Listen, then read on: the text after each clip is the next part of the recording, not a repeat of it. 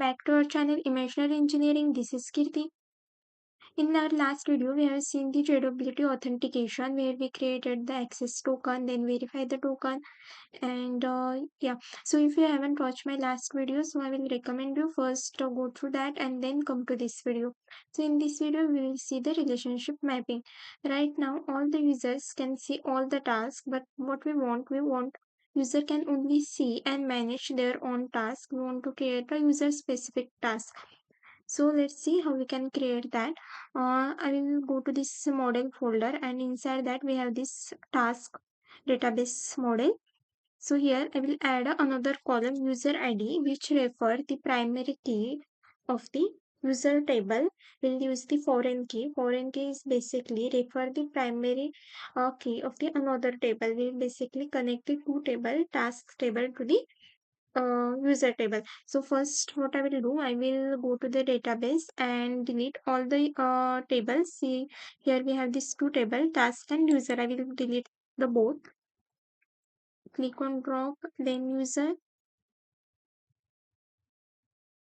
I will come back to this VS Code, and here I will add the column user ID equal to column. Here this column is integer,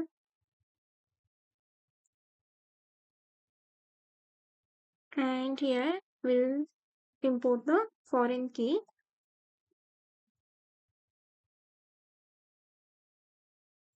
Foreign key, and here foreign key we will pass. We have the users table dot column name is id.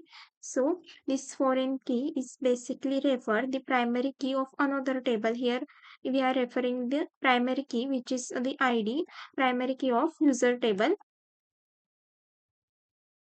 And next, now here application is restart. I will stop this application and rerun it again. Now we will go to this database, refresh this database. Now here you can see task and table has created. I will open this table, task table, and here you can see the new column has added user ID. User ID is our foreign key which refer the primary key of user table. Now I will come back to this our VS Code. We need to update our route, so I will go to this task route.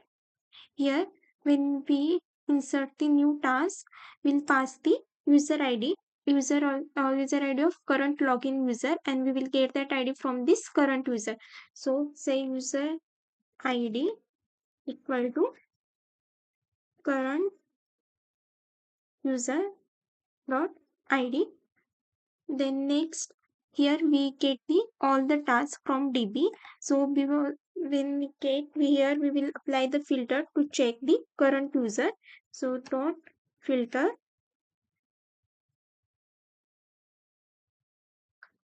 task dot user ID equal to we will check the current user ID, and then we'll retrieve the all the tasks from the database. Then next, here get the task by ID. Here right now, so user can only see their own task. So for that, here I will add one condition.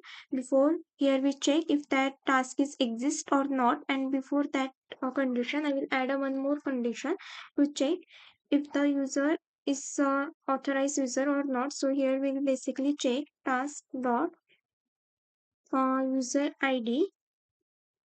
From this task object we will get the user ID is not equal to current user ID.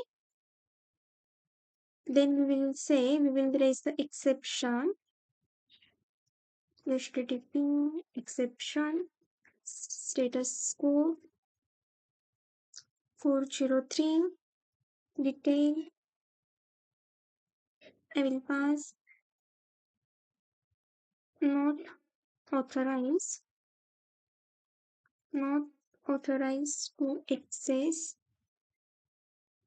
this task. So here basically we check if the task user ID is matched with the current user ID. If it doesn't match, that means not authorized to access this task. Only current login user is authorized to access this specific ID. Then here we will I will copy paste these lines for the update task. After this I will add user can only update their own task. Yes. User can only update their own task, not the author user task. So instead of this task, we will say task exists.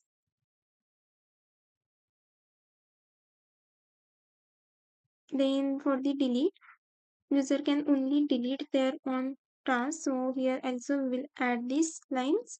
Here we say if that task exists, we'll compare the user ID, and if it doesn't match, then we will raise the error not authorized to access this task. So we'll go back to our Swagger. Here I will refresh the page. Now our both the table is empty. So let's create the new user, try it out. First here I will enter the username. Let's say Kirti, password 123, execute. Here it return the ID and username is this. Something is wrong. Something is wrong. Let me go back here. Create the new user here. Register.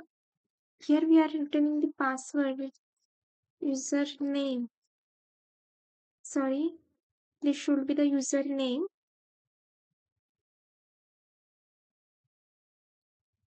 Execute. User already exists. So this user is already exists. So we can't add a same user. Here I will add another user. Let's say Pooja. Execute.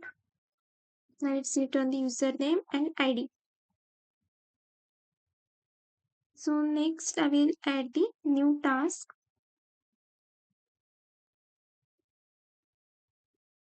Let's try it out in a title. Just and description also I will write just execute. Maybe we will get the error not authenticated, right? First I will show you the database users table. Here view and edit all users.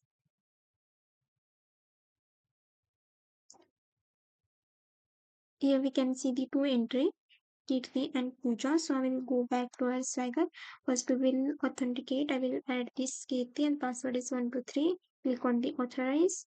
It will generate a token and use it for the all endpoints. Now if I execute, here you can see the new task has been created and user ID is 1.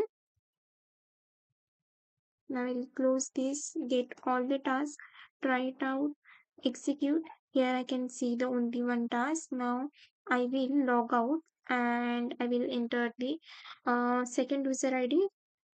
I will enter with the Pooja and password is 123 authorize. Then I will create a new task. Here I will I will say Python and Python also. And then click on execute. Now here you can see the new task has been created with the user ID 2 and ID is 2. Now get here if I click on execute, get all the tasks. Here I get only the user specific task. The first task is created by the another user.